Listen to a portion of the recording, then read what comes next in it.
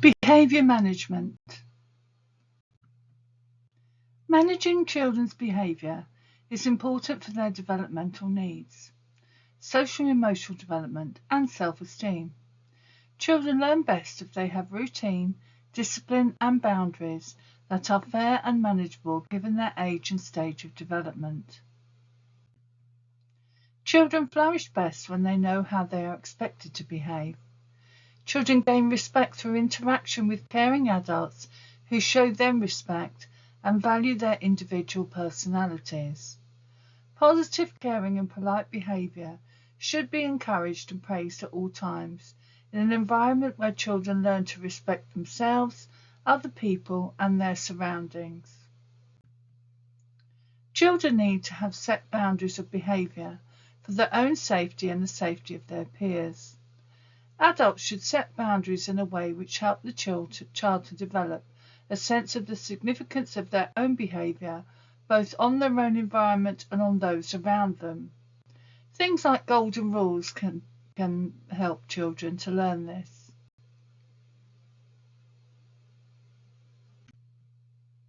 Factors affecting behaviour. Sometimes bad behaviour is as a result of the environment a child may be in, such as the physical environment, the arrangement of space, furniture and equipment, the temperature or ventilation, the light intensity and glare, the amount of space, seating arrangements, lines of sight, noise levels, social environment or child-to-child interactions. Also adult-to-child interactions, social groupings, activity groups, curriculum and activities, activity choices, task difficulty, the range of materials available, the clarity of instructions and the pace of instructions and the support availability.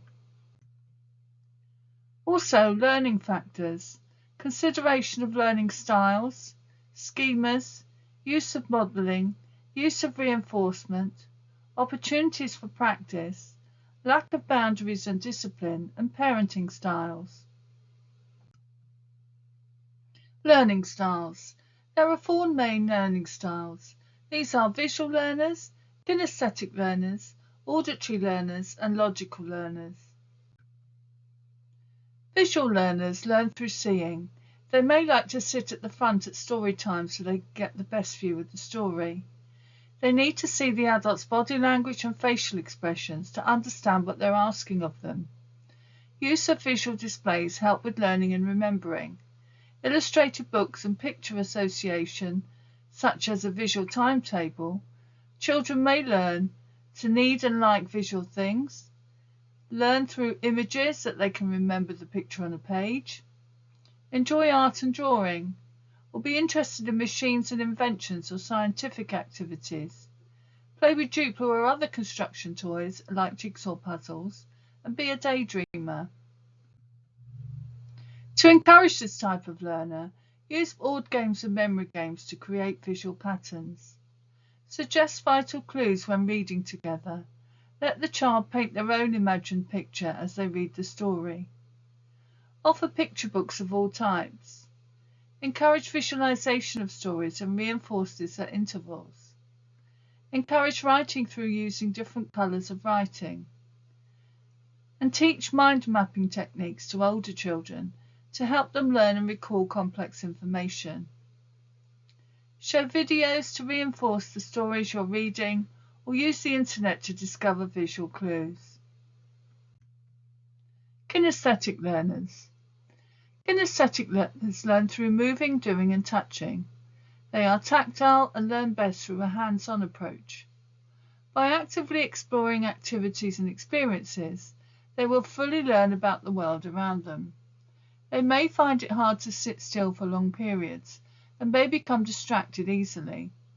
Some children may process knowledge through physical sensations, be highly active and not able to sit still long, communicate using body language and gestures, show you rather than tell you, want to touch and feel the world around them, may be good at mimicking others, and enjoy sports or other activities where they can keep moving. To encourage this type of learner, physical activity and movement will help them to focus better.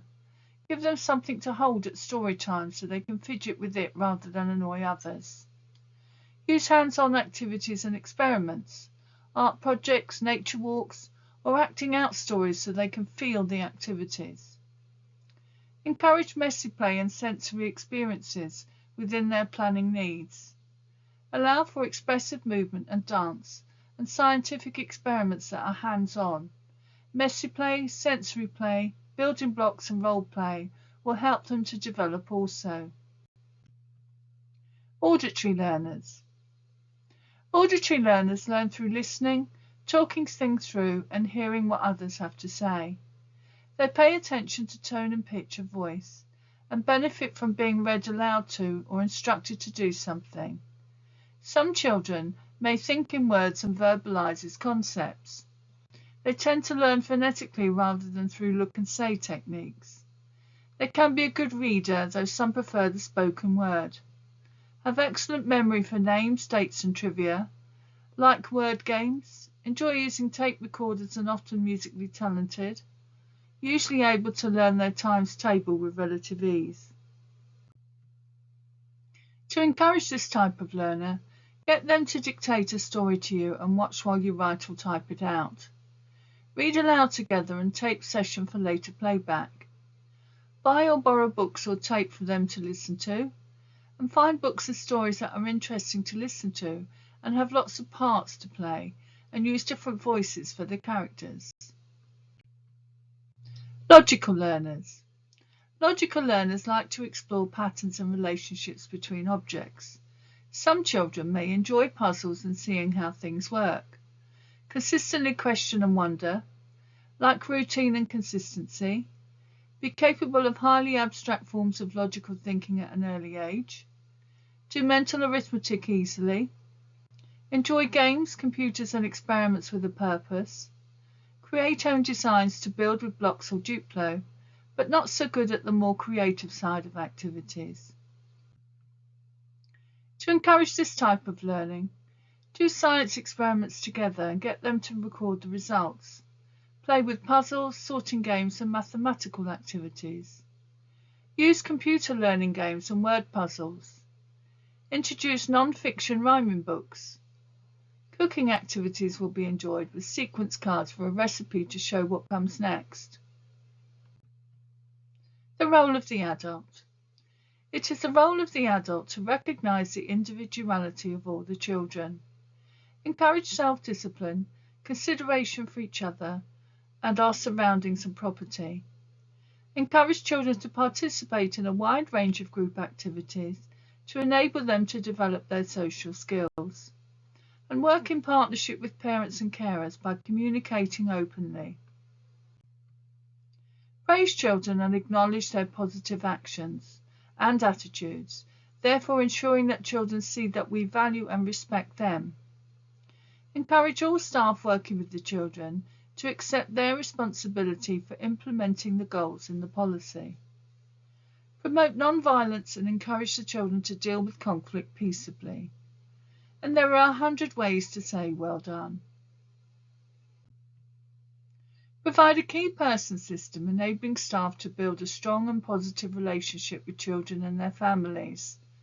Have a named person who has overall responsibility for issues concerning behaviour.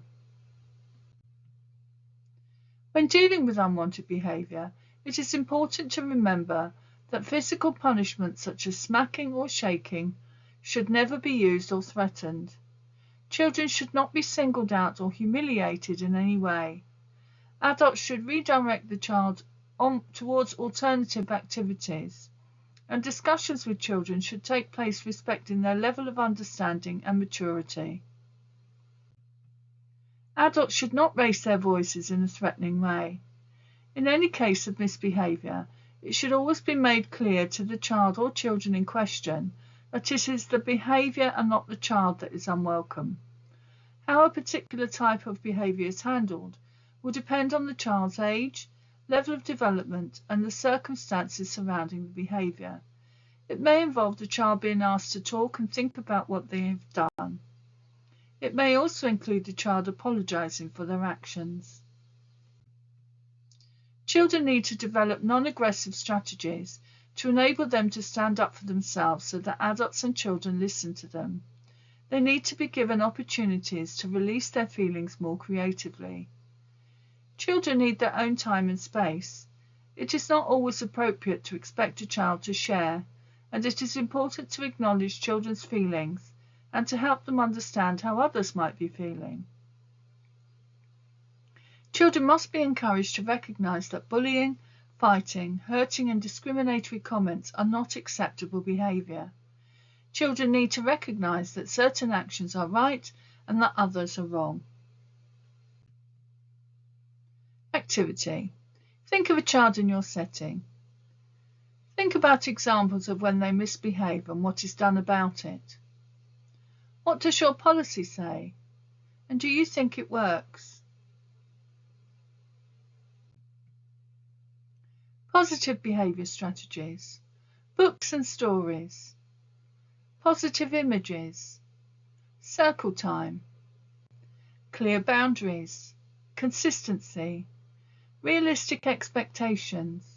And time to process instructions. Visual timetables. Clear routines. Ignoring bad behavior. Distraction. Working in partnership with parents and carers. How many ways can you praise?